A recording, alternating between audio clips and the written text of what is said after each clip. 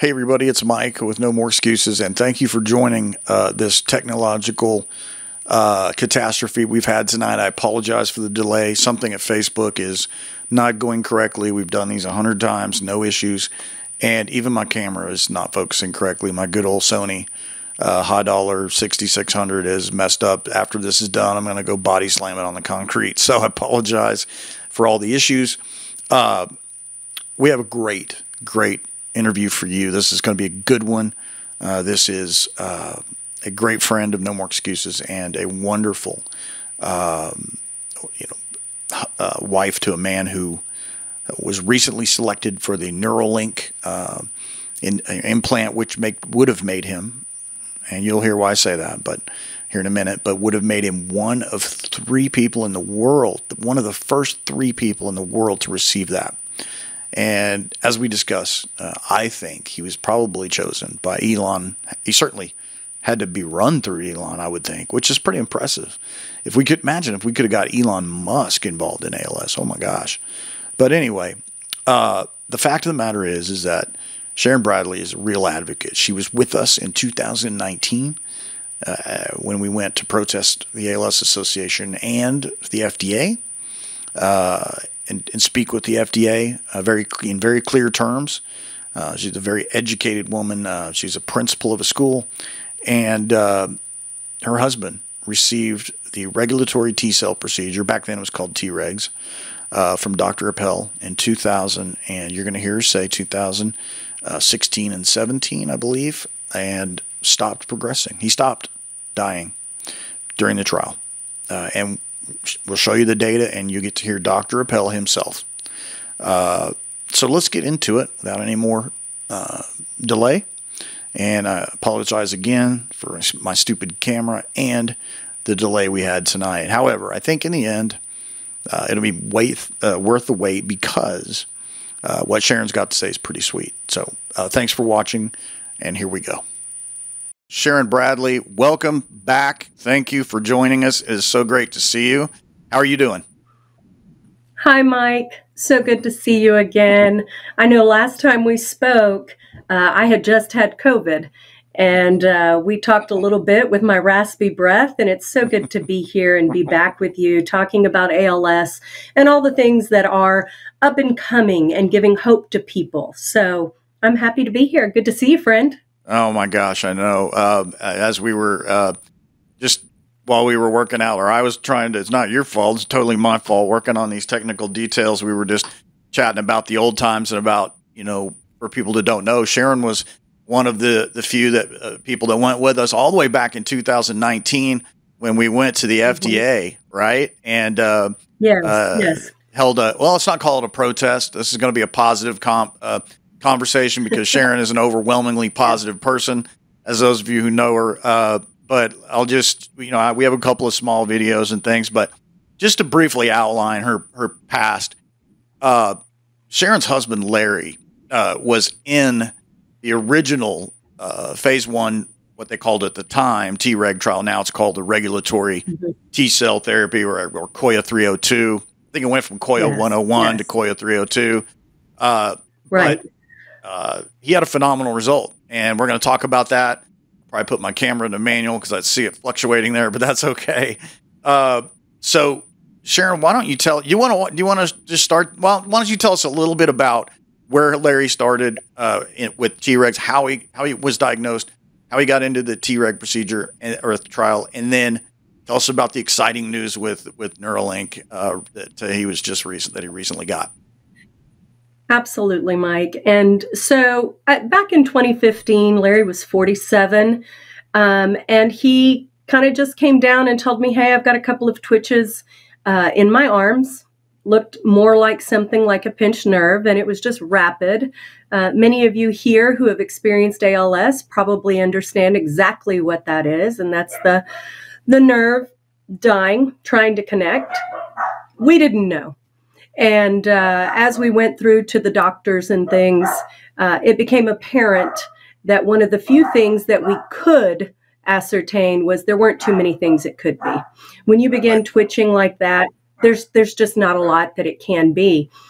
So he was diagnosed in 2015, in June of 2015. And as we went through that process, I began to look for trials. I began to look for ways to save his life. Within a year, Larry was in a wheelchair. 2016, I wrote to Dr. Stanley Appel and requested information regarding the TREGS cell therapy, which seemed to be what I felt was going to be paramount in slowing the disease. It was really set up to study safety and efficacy, right? And so I am so sorry for the dogs barking. That's okay. It's all right. Don't worry about it. We got a lot of dog lovers here, I'm sure. It's really there for safety and efficacy. Yep. And at the end of the day, it could progress him. Right. Really where we were was making a decision if pulling out those blood cells, taking out the Tregs, and then massively re-inputting them into him to protect the motor neuron, it could progress him faster. It could slow him. He was really there to study safety and efficacy. And I really talked to him a lot about, look, you may be a slow progressor. Do you want to do this and risk progressing faster? Right. And one of the things he said, and I had talked to him about that before when I tried to talk him into trials. He said, you know, you told me once, Sharon, if not me, then who? And so if not me, then who? So he was the first one to try it. It did not progress him. It slowed him. He was all over the news in Houston. That's Dr. right. I remember seeing that. About it. But you know, as anyone knows, Mike, one of the things that we discuss on a regular basis is it all comes down to money.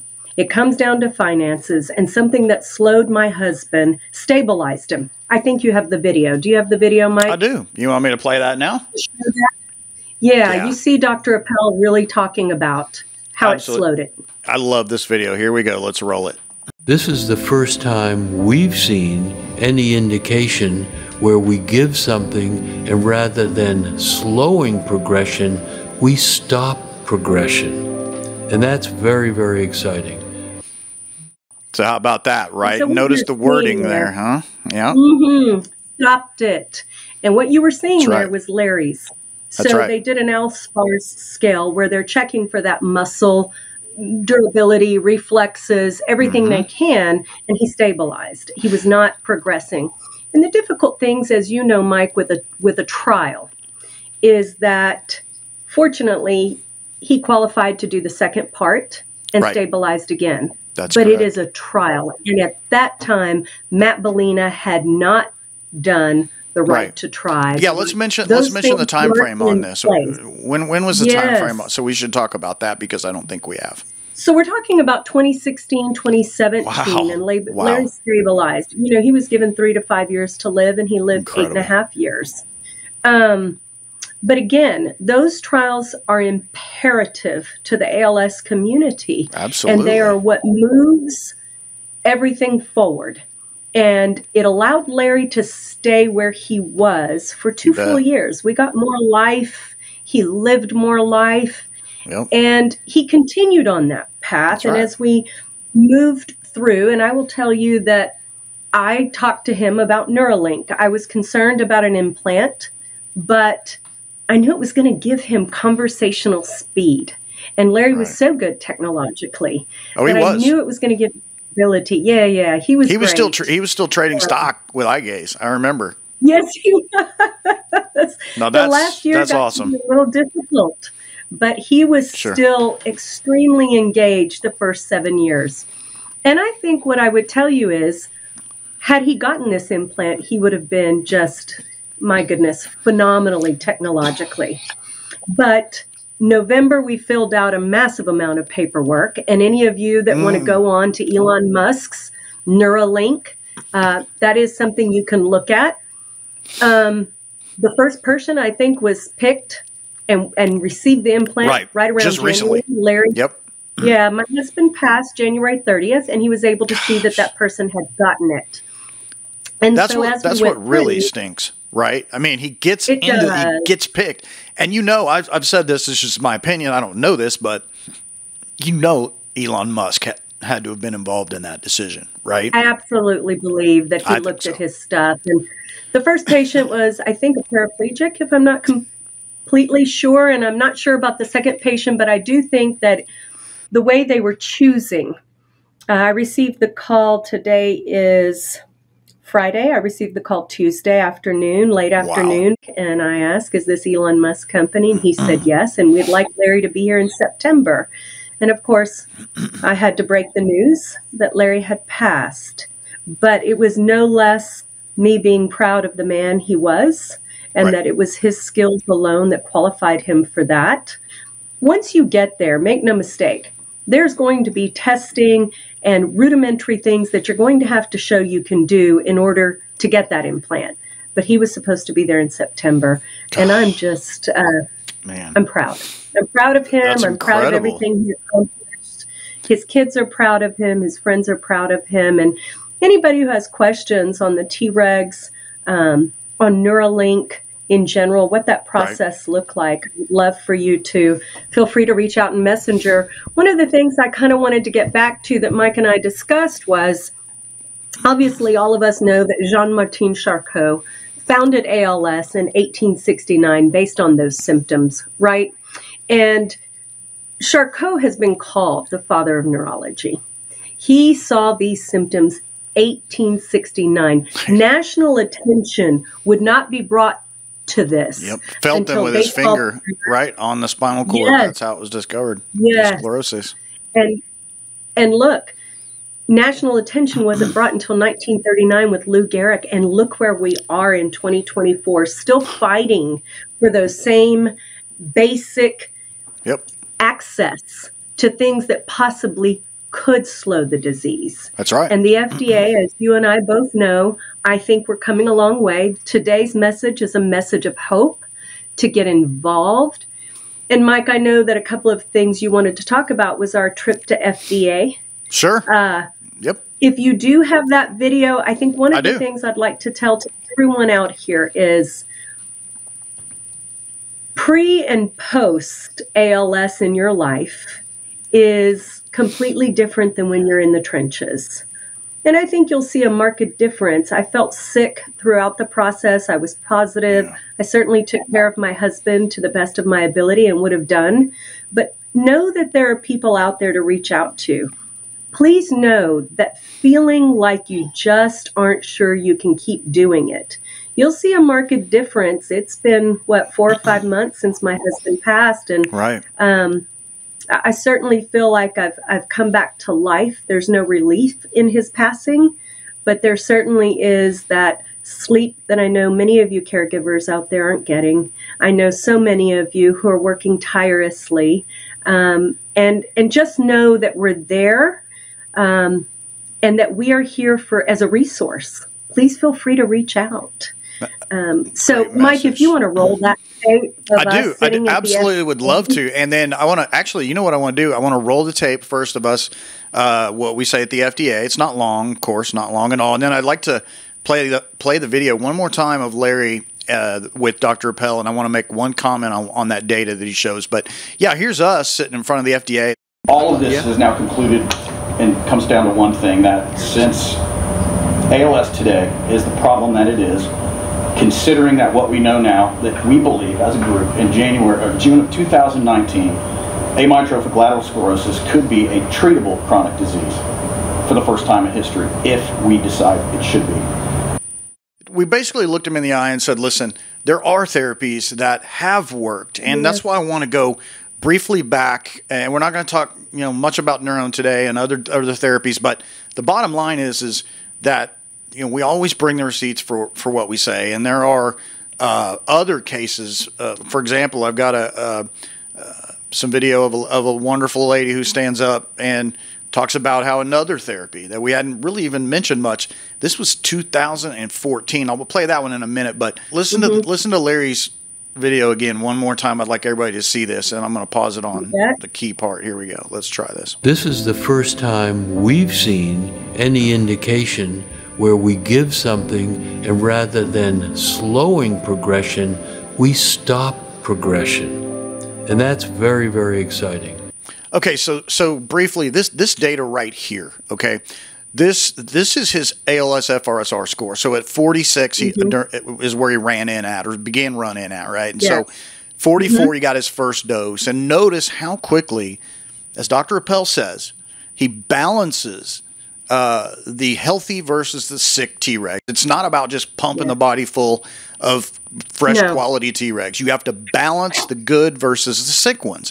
And notice how it goes from 44, or starts at 46, 44, 44, 44, 44, and 44. Now, here's the amazing thing, as you know, Sharon, is that there were 3 patients in this trial, and all 3 of them had similar data profiles to this.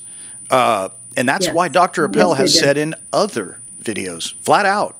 At the very least, we had hoped that maybe we would slow the process. We actually stopped the progression of ALS. He says flat out, I stopped the progression of ALS. And he did. There's the data. I mean, he's not pulling that right out of the sky somewhere. That's the data. And the other patients' profiles looked very similar to that. Once those Tregs were input into his body, and I kind of want to look at this chart again. Okay. Once they were put in, and you saw that balance. Right, exactly. Balance, as that's the key. 6 months went through, remember, you're talking about a toxic environment, and that's what's killing those Tregs. That's exactly right. And so then those Tregs are then killed off.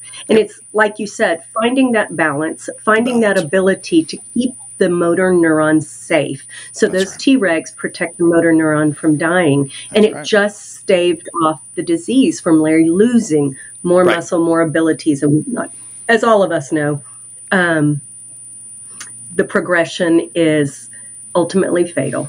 And while this is a message of hope, we are all looking towards ensuring that we're all on the same page. And hope comes in numbers. So I really want to get the message, and I think it's one of the messages we talked about before, Mike. Right. When you're talking about ALS, you're talking about multiple different stages and people fighting for multiple different things at different times. So where Larry and I, in the beginning of the journey, we were focused on Tregs to slow down and keep what he had. By the time we were at the end of the journey, we're looking for regeneration. There's power in those numbers. And so those of you that are looking at slowing the disease, those of you who are in the middle trying to stave off the tube feeding, the trach, those of you who are looking for regeneration, if we can all come together, and if you're not focused on regeneration, you will be. And so that's one of the things that you've got to realize, that if we're fighting over here, we're all fighting over here. Even if it's not your immediate need. And so I just really want to put in people's hearts that we're all here for everyone. And we're not just here for ourselves. And to remember what my husband said, if not me, then who? And that was said, if I'm not mistaken, by a general in the military. I don't have his name in front of me. But I think that that message of hope is going to come in numbers. And that message of hope is going to come in of us all helping one another through this. Yeah, and that's, you bring up a great point. I'm so glad you did. ALS is not one, as we talked about before, ALS is not a single disease, and the odds of a single cure are virtually nil, in my opinion. So what does that mean? It means you need one therapy for each problem. Like you just said, we should all fight for each phase of that problem. The people who have progressed need to regenerate. That's a different problem than what Larry had when he was a 46. I mean, Larry could have lived a normal life at 46 and even at 44. So at that point, he didn't need to regenerate. I mean, it'd be nice, but all he needed to do was stop, and he did. I mean, and so, and I found this, I just found this video, and this is something from, you're going to be surprised, from 2014. Check this out. This was at I think an ALS Association conference. Dr. Merit Sokovich, widely recognized as, one of the most powerful doctors, most important ALS doctors. This lady asks a great question. I'd like for everybody to hear this. It's about a minute long. And her husband was in another trial, and that has since kind of faltered. But listen to what Merritt says near the end about some people. it worked for some. Some people And that's stopped important. progressing. How can some not ever be enough for ALS, right? How can some not be enough to save some people's life? Please roll the tape. Okay, let's check it out. My husband participated in the phase 2 study of NP001, sponsored by Neuralink, and it ended in 2012. He happened to get the drug that basically is something to help possibly delay the progression of the disease. When he finished the trial and the drug pretty much got out of his system, there was a marked progression of the disease. And we also know someone else in the same trial that very clearly benefited from this disease. And can you give any update on the potential of a trial 3 study with this drug? Sure. So this drug is NP001. The good news is it hasn't dropped off the map, and we're still very hopeful that that will go forward to another trial. So this is a drug that blocks what we call macrophage activation. So it blocks part of the inflammatory system. And in the phase 2 study, it was a small study, but it looked like there might have been a subset of patients who responded. 30% of approximately of the people on the high dose had no progression over 6 months compared to 10% on the placebo group. So it might be that there's a subset of people that respond. So this is a very small company, and they're trying to raise funds in order to go forward. 30% of the high dose group. So here's an idea. Mm-hmm. Why not conditionally approve the drug, since it's safe, obviously, and give everybody the high dose? I mean, the FDA has that flexibility. Billy Dunn and Peter Marks have said repeatedly, right? They have the regulatory flexibility by law to do that. If you can stop the progression in 30% of patients using a high dose of that drug, why in the heck would you not do it?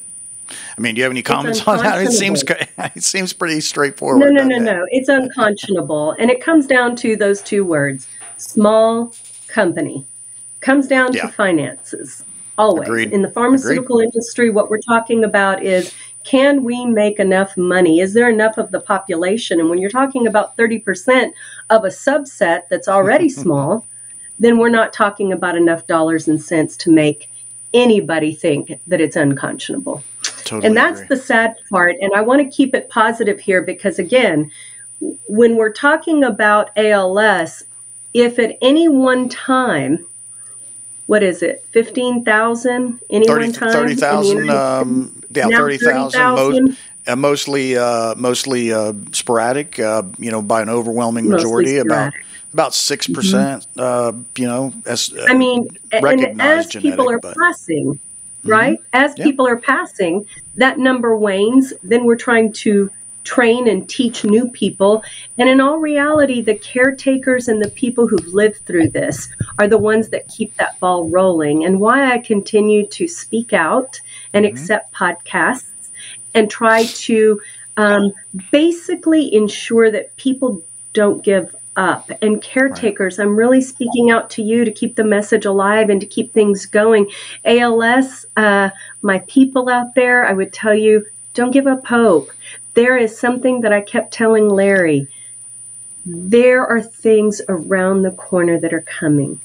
There are things like Neuralink to make life more sustainable. Not just more sustainable, but more engaging for you. And I want this to be a message of hope. I want you to see that there's opportunities out there. Every trial you can get your hands on, fill out the paperwork. Do what you need to do, because even if it's for safety and efficacy, even if it worked. Right. For Larry, it worked, and it extended his life for 2 years.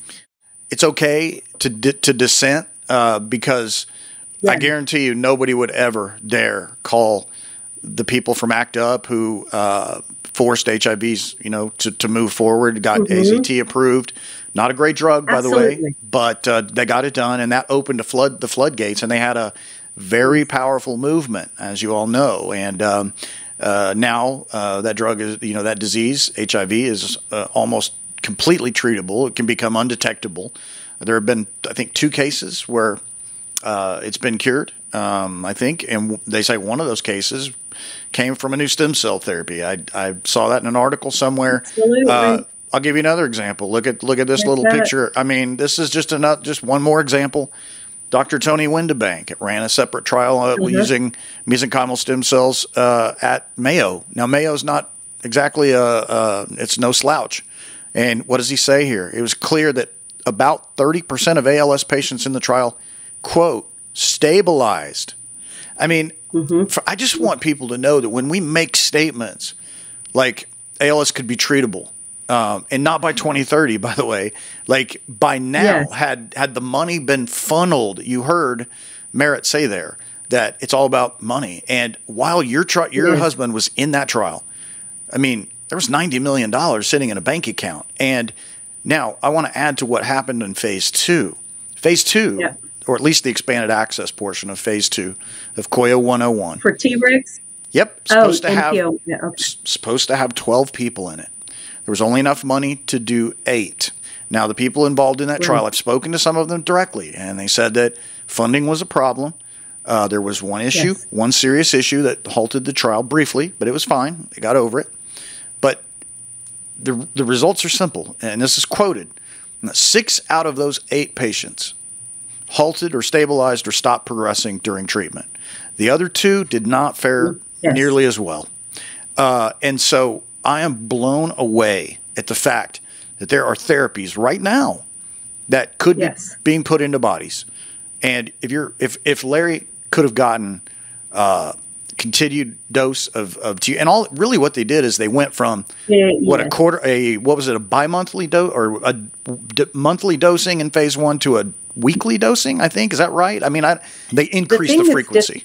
And the amount is to know that had Larry continued to be able to receive those, that's right. Oh, he might still be just sitting here able to speak, able to. And so those things are difficult to go back and would have, could have, should have, maybes, what ifs. I just really want to share with the people out there that know this. If you learn nothing, as we researched and researched and researched, I stayed up nights researching. I'm sure you did. Your breathing between 60%, if you get below 60%, or you have had ALS for 2 years, most of the trials are not open to you. That's right. Don't wait. Don't wait while you're trying to research a year and you're realizing, oh my goodness, we're still fully functional, but my breathing and my diaphragm's gone down. Right. Most trials are not going to allow you into the trial. You must immediately hit the ground running, learning everything you need to learn. And those of us who've been through it are here to answer those questions. But knowing those things are imperative to getting access to proper trials, proper treatment, and things that could stave off the disease. Absolutely. And regarding this whole idea of expertism, you know, I see a lot of patients who don't want to get involved because they don't think they can handle doing their own research or trying to understand the research. And the bottom line is you don't really have to be an MD or a PhD to know if your body's getting better or worse. And that's where we were so unhappy with the Neuralink trial, is that the people who were receiving the results were being utterly ignored or essentially ghosted. Patient-reported outcomes, to me, are the gold standard in ALS. If you see a bunch of patients plus the data that indicate a subgroup that's positive and that's working, you have to approve that drug for ALS. You have to. And people that don't understand this concept, listen to just 5 seconds here what Dr. Janet Woodcock says. This might be for you. If you're out there thinking, I'm just a victim, you're not. Listen to what she says here. And really, in rare diseases, chronic diseases, patients are really the biggest experts in their own disease. You have to be your own expert because nobody's going to do this for you. If we walk away, if patients just walk away and write a check, we're going to get 30 more years of what we've gotten. We have to be involved. That's correct. And had these therapies, and this is what Sharon and other people in No More Excuses predicted in 2019 when we met with the FDA and the NIH and the ALS Association. We laid down a roadmap. If it helps a certain percentage, I do believe that when we're talking about ALS, it's different for everybody, how it progresses. We had a good friend, it began in the diaphragm. For Larry, it was his arms and then his legs. Whether you are limb onset, diaphragm onset, those things may make a difference in the trials that you choose. And that's all going to come down to research you do. I promise you. So much of what we learned was because I sat down reading at nights, going through every rabbit hole I could go through, and you and I talked many a time about different things. So getting out there in that ALS community, reaching out to people who've been there, done that, that's going to get you quicker onto what's happening than if you're trying to learn it all yourself like we did. Absolutely. The last thing I guess I would say about pushing for new drugs and things is that ALS also has another serious problem, and that has always been a kind of a defeatist attitude amongst those who are above patients, those who we trust to do these trials, to run these trials. And I promise you, it's only because it doesn't mean they're bad people. It just means that they really have no idea what it's like to love or care for or be an ALS patient. When they go home, they see their families, and they're done with it for the day. But this is why every single drug and everything that matters so much, if it shows an effect, even in a subgroup, if a subgroup is enough. I mean, and we know that there are multiple therapies that have positive subgroups.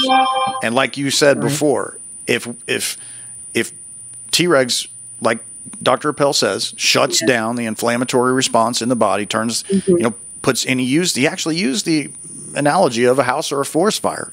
And if TREGS can put out that fire, and Neuron, we know now, reduces neuroinflammation, even in sporadic patients, by up to 36% just after 9 doses. That's a double-pronged attack. You're attacking the degeneration, and you're attacking the inflammation. What could happen if you had 10 or 12 doses of each of those therapies? We simply, it could be a game changer for ALS, and worse, it could have happened years ago. And that's all we're saying is you got to take away this negative attitude. And, I've got one more video that it's pretty short, but it just goes to show you a patient simply asking this question. And I want you to listen. I'm not going to mention the name of the doctor here, but, listen to the attitude. He says, I can't or I don't at near the end 3 times within like 30 seconds. It's crazy. And what these doctors should be doing is what oncologists do. Throw the kitchen sink at it. That's what you do. If you got cancer, not for ALS. I read a story the other day about an oncologist, primarily a brain specialist, who got a brain tumor. And he tried out, this would never happen in ALS. He tried his own therapy, untested, unapproved by the FDA, on himself. And it saved his life. And then it was approved. Can you imagine an ALS doctor getting ALS and then trying a therapy on himself and it working? I mean, that is unheard of. And yet he was heralded as a hero. And nothing could be further from the truth in our disease. And this video shows why. You have anything you want to add before I just roll it? And then, I think I would just like to add that the numbers in cancer patients certainly do create the ability and money to go forward, and that's wonderful. I mean, we couldn't say enough that people with cancer have been addressed in so many different areas. And ALS is not getting that same, most of the neurodegenerative diseases are not getting that same look because there aren't as many people. And so kudos for cancer and what they've been able to do over years. And now these neurodegenerative diseases are going to be next in line as they propel through the population. And I think it's going to be, according to Dr. Appel years ago, if I'm quoting him correctly, that neurodegenerative diseases will take over where cancer will eventually be curable. I sure hope you're right. But first, we have to get rid of attitudes like this. But what ALS people want to hear, this is a patient, is they want to sit down with a neurologist at a clinic and be told what a viable treatment could be. And that's not a question, that's just a comment. So, do you agree with that, ALS patients? Well, the doctor's going to respond here. I won't mention his name. Now, again, we have to be careful because some of that information is difficult to interpret. The trial that was done with the TREGS was 3 patients. He's talking about your husband here. I know he is. 3 patients initially. Great. We don't have a lot of information there. It looks great. Absolutely, it looks great. And Dr. Pell and and the folks at Mass General are working on getting that information. But we need the information. We can't focus on the single stories, the pieces of data.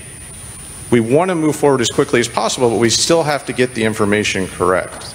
And so we can't take the video that gets posted and say, all right, we're going to do all the treatments, because the FDA won't allow that.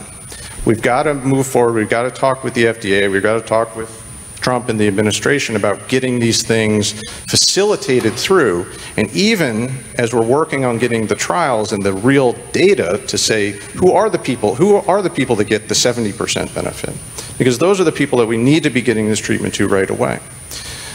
We need to get that tentative approval so that we can move forward with that, because right now we just don't have the ability. Okay, so we don't have the ability. That was a lot of bureaucratic red tape. Am I wrong, Mike? No, that's make me mad. That's what I mean. He basically, now I'm not putting words in his mouth, and he didn't say this, but he essentially discounted what your husband and others in that trial, and Dr. Appel himself said publicly. And the data was there, Mike.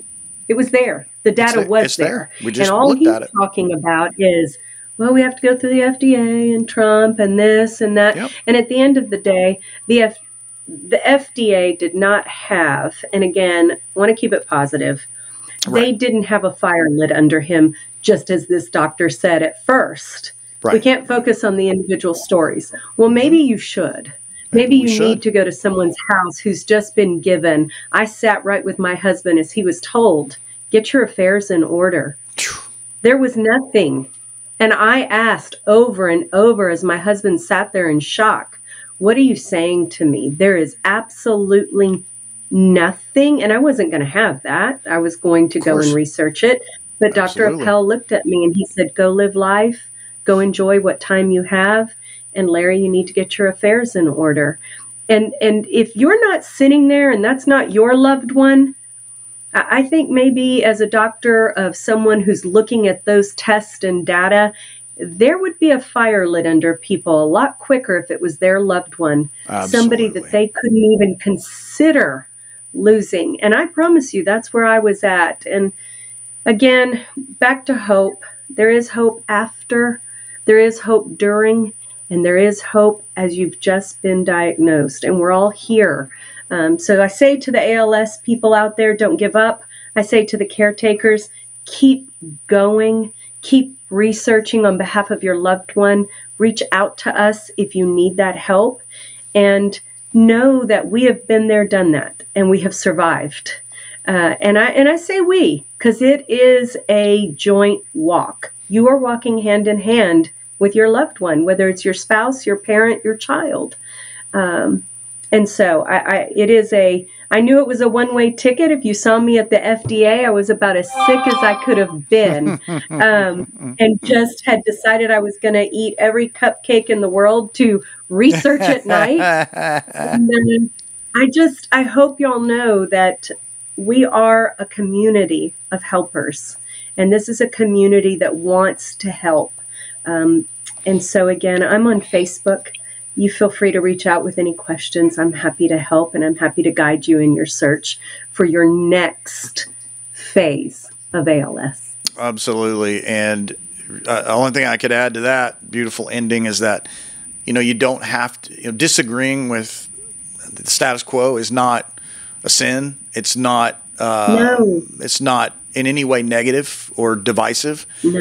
It's productive is what it is.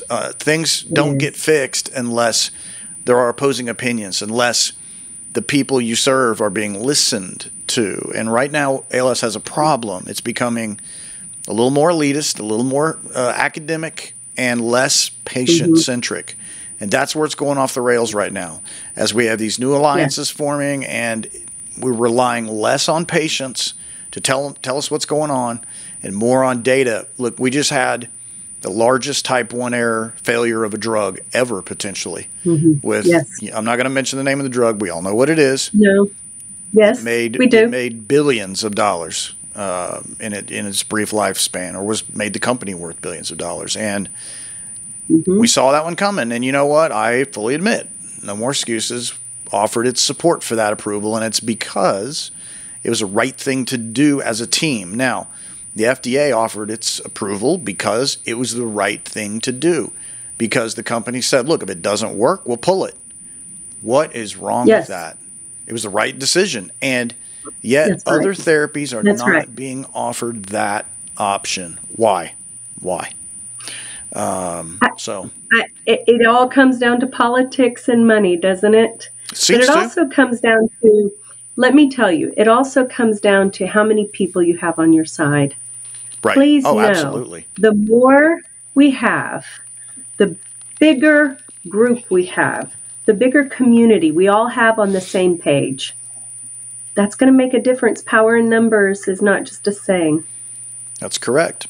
No matter what phase of ALS you're in, fight for all of them, because we're all, even people who are still functional, but getting worse, like myself, I'm fighting for, I would love nothing more than to see a drug that could regenerate motor neurons. I would never think of trash talking one that only worked for 25 or 30% of you. I mean, what good is that? It doesn't even make sense. Like how much money we spend on crap in this country. $100 billion to a foreign war. How many patients could that have treated? I don't get it. I can't even understand. I can't understand. So well, it's been amazing. Closing words for having me. I want to say thank you, Mike, for having me again. It's always a pleasure to be on No More Excuses. I'm sorry we didn't get to go live and answer questions. I want to reiterate. But you'll have plenty, I'm sure. You'll get them. Yeah. Feel free to reach out to me in Messenger. I'm happy to help anyone.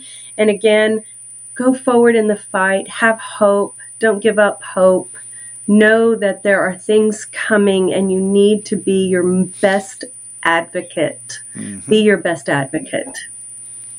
Thank you, fight. Mike. Yep, absolutely. And fight the good fight, people. That's right. Shout out to Bradley Cooper for his movie on caretaking. That's coming out, I think. It's I think he realized his father had an illness, and he realized how much people are affected financially, physically, emotionally. I think we all have a story about that, about how difficult it is. And we do it out of love for our loved ones. Absolutely. And faith, right? Faith in God. And I want to throw that in there, that we're all here to be that community and be representative of what we need to be to one another. Amazing. So. Thank you. Sorry for the technical glitches, but we'll get this up tonight, and you'll probably be getting a lot of questions, I'm sure. So, and I just thank everybody for watching and being patient. Now, Sharon's going to check out. I'm going to tell you a little story about my own situation right now, and then we'll keep this well under an hour tonight, which is going to be amazing. So, thanks again. You look great. Thanks again, Mike. I mean, what else can I say? You're doing well. Good to see you, friend. Good to see you. Thank you. Bye. Bye-bye. Okay. Awesome interview. Thank you so much. And again, I apologize to y'all for the technical glitches, and even my camera's, going crazy, which it never does. So I hope this has been helpful for you. I'm going to tell you a brief story now about my own situation. So I've received now 9 doses of Qalsody. Qalsody is the SOD1 modifier from Biogen, as many of you know, that was approved and then given expanded access even before that, thanks to the hard work of groups like Lisa's Legacy and, of course, No More Excuses and others.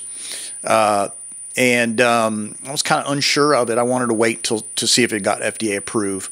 I was doubtful because, as you know, that trial failed. Phase 3 failed. But it's really no surprise.